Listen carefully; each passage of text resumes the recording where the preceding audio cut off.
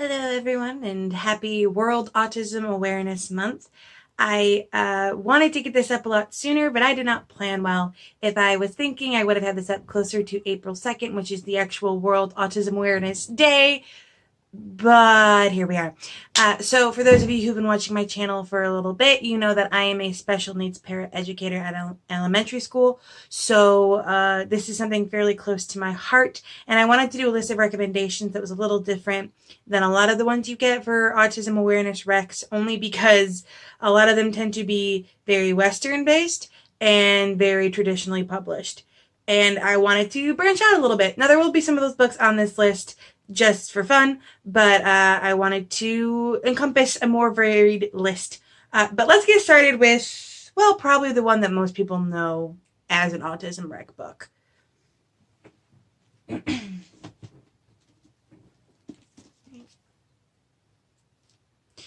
First up is The Rosie Project by Graham Simpson, I believe. This is a modern contemporary romance about a young man, well, not young, I believe he's in his 30s, man named Don Tillman. And it never actually tells you that he has autism or is on the autism spectrum, but it is heavily implied. He gives a talk at the beginning of the book on Asperger's, and one of the other characters says something to the effect of, "Oh, does that remind you of anyone?" And he doesn't realize that it's him. He has a lot of emphasis on a schedule, and the clothes he wears have to be comfortable above anything else, and he has very specific social rules.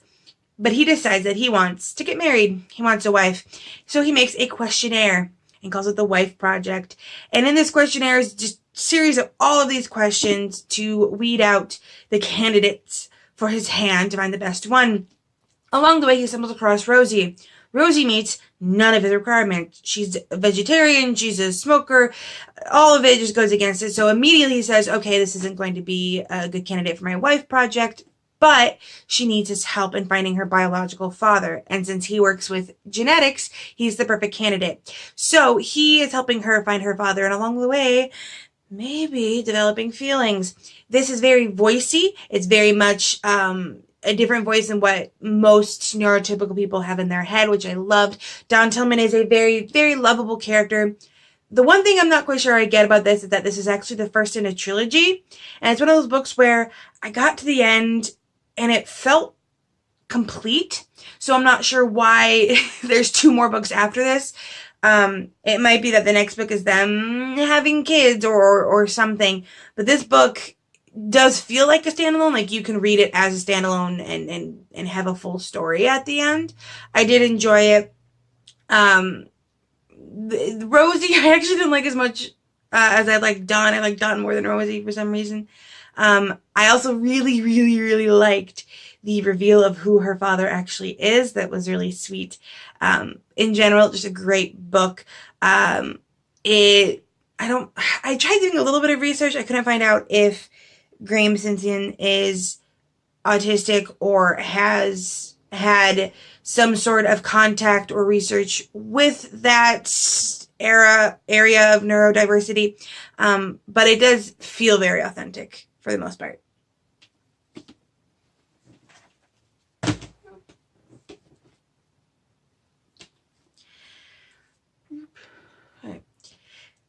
Next up is Me, Who Dove into the Heart of the World by Sabina Berman. This was originally in Spanish, I believe. This is based in Mexico. This is about a young girl who was born autistic and was very abused by her mother named Karen. Her mother dies and her aunt comes to take care of her and finally gives her the life that she should have had. Now, the family owns a tuna fishery, or rather a tuna canning business, essentially.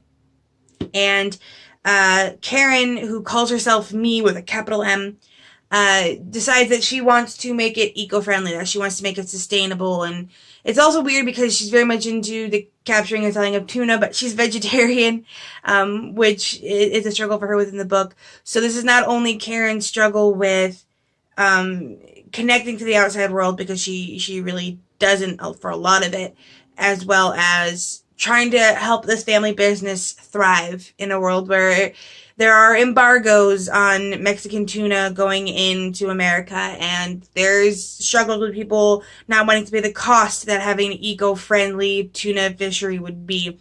And there's shady business partners and all of that kind of stuff. There's threats against her life at one point. It was very voicey. This might be more to do with the fact that it was translated from another language, but sometimes the writing style would be a little weird in places or a little stilted. But again, like I said, this was originally translated in Spanish, and it is told from the point of view of Karen. So maybe the particular voiciness just didn't translate well into English. So I'm not going to hold that against the book too much. Obviously I can't really read the original because I don't speak Spanish. I am working on another language, but that's not the one. I did enjoy the, just the voiciness in a certain extent, to the point where Karen knew what she cared about and didn't care about anything else. And that was it. And it was very refreshing to not have a book where the character was constantly worried about one thing or the other thing. She worried what she worried about and nothing else. I would highly suggest it, especially if you want a non-Western take. This is very much in the Hispanic culture as well. She also travels to Japan, and so there's a lot of emphasis on that culture. But again, in honor of World Autism Awareness Day. Next up is With the Light, Raising an Autistic Child by Keiko Tobe. This is a manga translated from Japanese from Japan about a young mother, Sachiko, essentially discovering that her son is autistic and all of the struggles that come with figuring out what that means and how to be his mother and how to help him the best that she can. This is very uncomfortable to read at times because the mother, Azuma-san, faces a lot of prejudice. I do not know that much about Japanese culture to say whether or not that this is accurate. However, since the author was Japanese, I'm going to assume yes. And in Japan, there is very little known, or was known at the time, about autism. And so Azuma-san essentially is struggling with people assuming that her son's eccentricities are because she failed as a mother. She struggles with her husband and her husband's family, and finding a right school for her son Hikaru. It was very sweet at times, very uncomfortable at times, because you see the prejudice in full force. There was a lot of themes of the secret struggles that everyone has in their lives. The author did not herself have an autistic child. However, there was an autistic child in her son's class. And so she was inspired by that child's mother saying that she wanted her son to grow up to be a productive adult to write this series. It is currently unfinished, unfortunately, because Keiko passed away in 2010 before she could finish it. However, it is still fantastic. I am going to continue with the series, which I assume will just follow Hikaru growing up. At the end of the first, he is in early elementary school, I believe. And I mentioned this before in the wrap-up that this is in, that I did recognize a lot of the strategies they used with Hikaru in his schooling and in his daily life from the level 3 kids I've worked with in America. So it's really nice to know that that crosses borders and that you can use the same techniques in either country or in any country.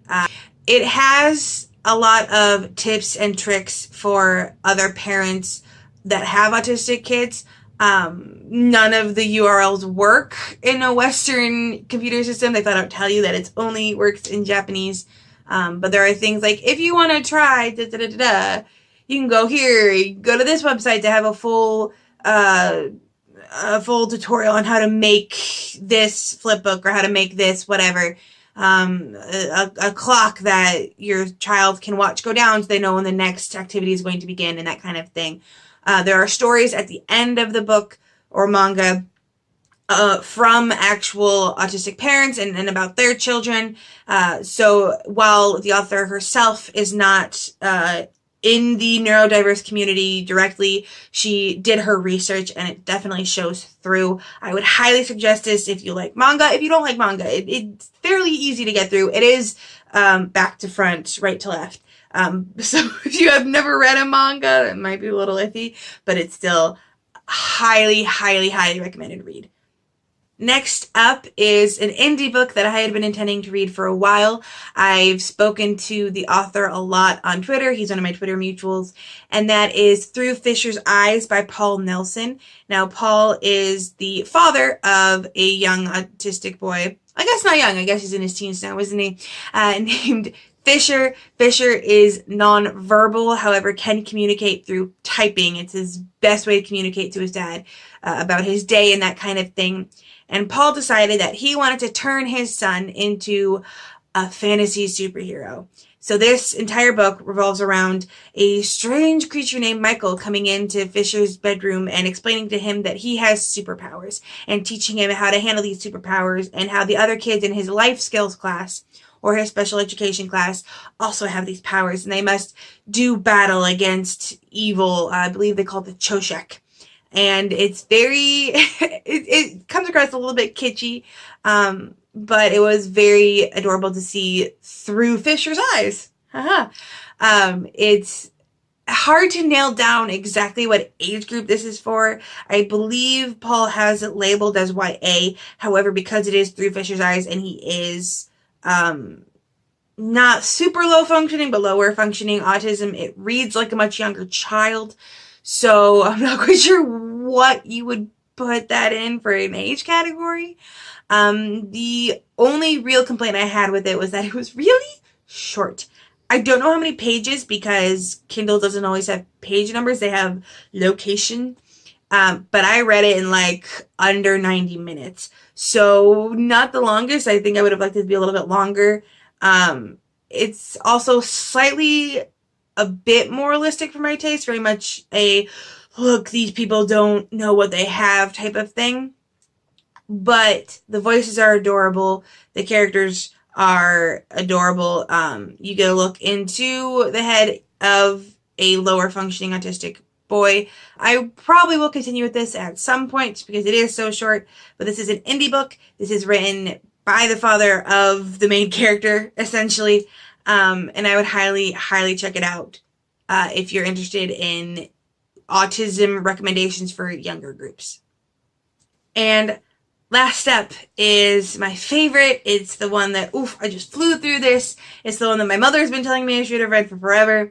And that is The Gauguin Connection by Estelle Ryan. I had intended to read this for a Witchathon a while ago and just never got around to it. And I finally did for this. And I'm so, so glad because I just love it. This revolves around a autistic woman named Genevieve Leonard who is working with an insurance company because she is basically like a human lie detector. As a result of struggling to connect with other people, she studied human behavior and human movements almost like it was its own science. And so now she can see all the micro movements that says what a person is actually thinking, whether or not they're lying, whether or not they're genuine.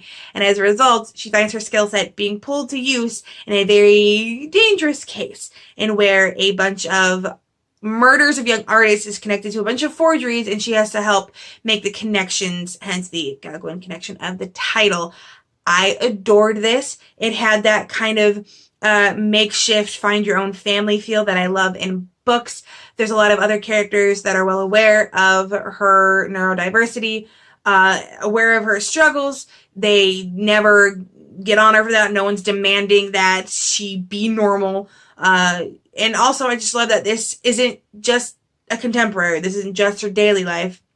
Like Through Fisher's Eyes that I just mentioned, this is where it's a bigger story, but it just so happens that the protagonist is autistic and she is uncovering murders and fighting evil corporations and baddies and maybe a global conspiracy. We're not sure. I loved this so much that literally I read this, turned back to read Fisher's Eyes because I knew I needed to for this video, and then I turned around, bought the next one, and read that. So I've read 2 in the series. I believe there's 13 books in total. I originally thought that it was going to be like a episodic series where each book was a different baddie that they tracked down, but for the most part, there's a lot of connections between the first 2 books, which leads me to think that it's less episodic than maybe it originally looks, but I do love it. There's a romance in it that I also love. I love the character of Genevieve. I love the character of Philip, who was her essentially father figure at times. The only thing that I would say keeps it from being ultimately awesome is that there are certain parts where once it tries to get emotional, even when like she's trying to have a breakthrough, or other characters are talking, moments where the emotion should come from a place of neurotypical understanding of emotions, it still feels stilted. So it might be that the author, Estelle Ryan, gets so deep into the head of Genevieve that when she's trying to switch to a neurotypical perspective, it still comes across stilted. But I do love it. I would highly recommend it. I'm probably going to be continuing with the series as much as I can. I'm actually really bummed that I have my TBR more or less filled for May, so I can't read that. I'm so bummed. But highly, highly, highly recommend all of these books, really. I wouldn't be putting them in the video if I didn't.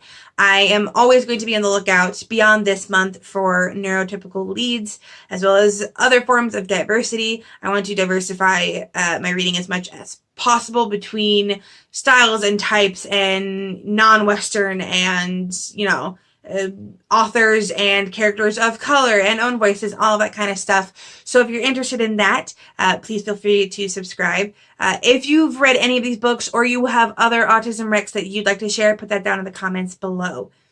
And with nothing else to say, I hope you have a wonderful day and a marvelous tomorrow.